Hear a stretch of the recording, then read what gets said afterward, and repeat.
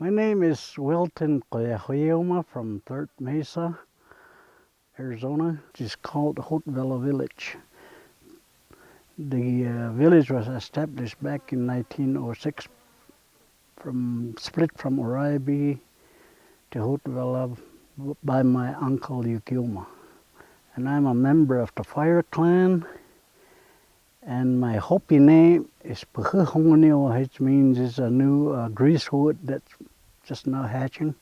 Okay, my name is Floyd Lomakuyvaya, and I'm from Hopi village, Second Mesa in Arizona, and my affiliated with the tribe is that I've been around for working with the cultural preservation for a long time. And my clan is Bear Strap and Spider.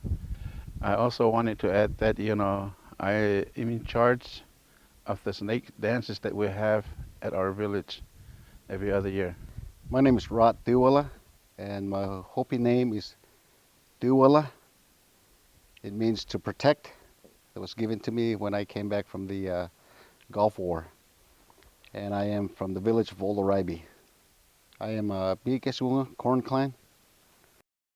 I don't think the Hopis have ever told anybody what this thing is named about, but one guy was telling us it's a mutu taka. That's what it's just like somebody's bending over, and that's what it rock was look like. And some other guy was telling that it was one of the boomerang shaped rock. You know that boomerang that goes like this? And then the Bahana came along and called it Rainbow Bridge. So there's three names right now that we're being called. But nobody ever been, after that visiting up here, so we don't talk much about this Rainbow Bridge. The Hopi elders, or the Hopis, didn't have any laws, and what we refer to them as unwritten laws or undocumented laws. And that's what we still practice today.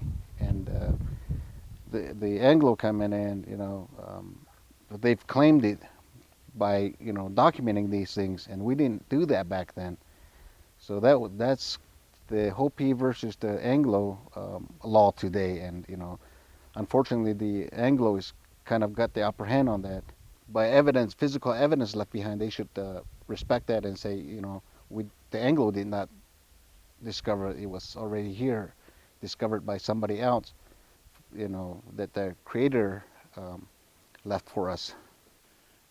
Well, Rainbow Bridge, I think, is very unique. Now that I've seen it, it's a very beautiful place. It gives me something in my heart. It's a very powerful place. And I feel that, there's a lot of good things is coming out of here for our Native American people. That's the way I feel about the whole thing out here. I've identified some of these areas which were brought to my attention through the elders, and I knew of the Kunavi, and I didn't realize that the Rainbow Bridge was so close to it. It's just something that to come here and to deliver my father's work to the shrine, and that means a lot. And Hopi teaching is learning it from your uncles and your fathers, and fortunately, this was one of those days that my father, I'm here today with my father, my clan father, and to deliver his work for him, and by us teaching us, and later on maybe I'll get that opportunity to teach my nephews and so forth. This thing must have been special to the Hopis because they live around here closely, and they must have had something to do with this Rainbow Bridge here. And that because, like anything that they make a shrine around here, is something real secretive, sensitive stuff that the Hopi people usually pick to make a shrine close to it. So there might be something but that thing I don't really know what it is.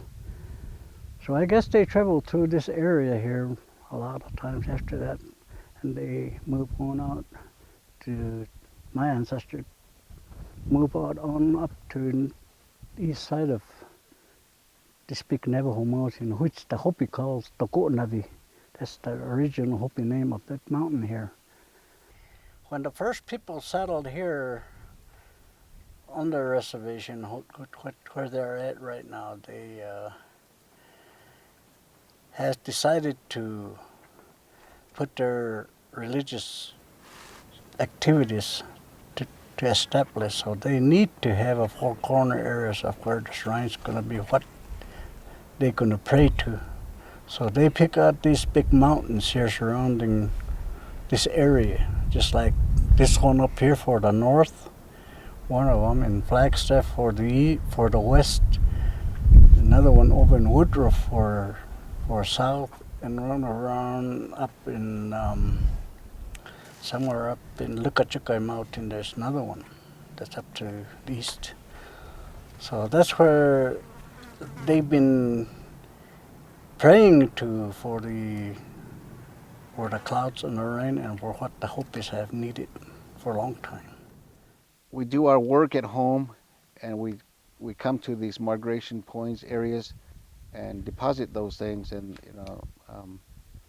that is work for us, not only for the Hopi people, but all peoples worldwide, and all living creatures or animals, that's out here living. That's, we put those offerings for them too as well, and just that the Park Service, continue to protect those sites. And nobody really knows where the shrines are located, but the only people who delivers their prayers there, for the Hopi people, for the whole nation, and for the whole universe probably.